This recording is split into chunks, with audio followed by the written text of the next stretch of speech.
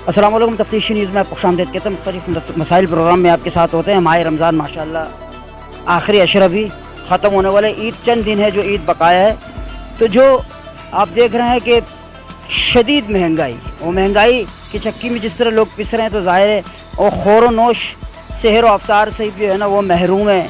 तो और ईद वगैरह के तो क्या ही कहने हैं। इस वक्त मौजूद है औरंगी टाउन में, जहाँ पर औरंगी की आवाज़ एक वेलफेयर जिनके जो है ना अली शेख साहब, जिन्होंने माशाल्लाह इस रमज़ान को बहुत ज़्यादा अच्छा बनाया गुरबा के लिए।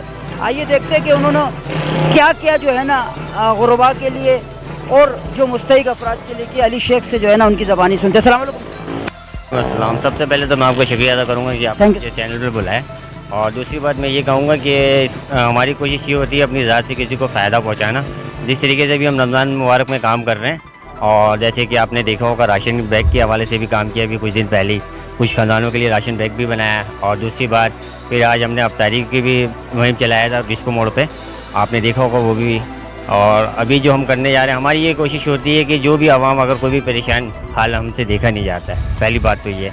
और हम एक सिस्टम चला रहे हैं, और हम सिस्टम पे चला रहे हैं तो उसमें हमारे पास बहुत सारी कॉल भी आती हैं कि अली भाई ये मसला है, हमारे साथ राशन का मसला है या खाने के हवाले से मसला है, कोई भी इशू होता है। लोग अपनी मजबूरियाँ जो है ना वो बयान करते हैं। बिल्कुल।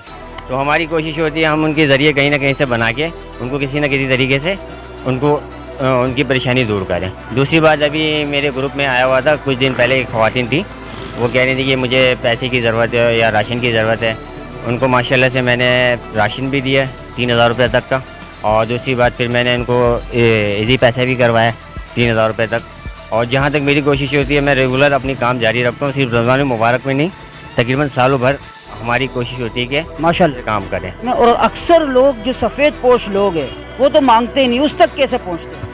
उन तक इससे ऐसे पहुँचने के वो पर्सनल पे रब्ता करते हैं। उसके बाद फिर मैं उनकी फ़ोटो एक्शन नहीं लेता हूँ। फ़ोटो एक्शन इसलिए लेता हूँ क्या पता उनको बुरा लगे, उनकी दिलदारी हो।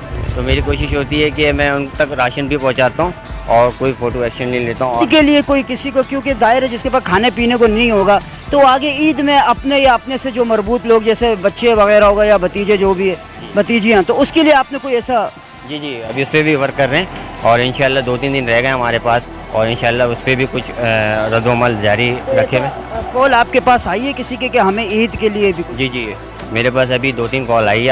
आज ही आई है और कल भी आई थी कॉल कि अली भाई अगर ईद के हवाले से कोई शॉपिंग वॉपिंग के लिए अगर कर सकते हैं तो कर दें, क्योंकि एक बेवा खातून है, ठीक है, उनके दो बच्ची हैं और उनके ना घर पे कोई कमाने वाला है ना कोई वो करने वाला है। कपड़े का, जूते का और पर्स का कुछ तैयारी की हम लोग और ज्वेलरी के हवाले से, तो इंशाल्लाह अभी वो उन तक पहुंचाएंगे।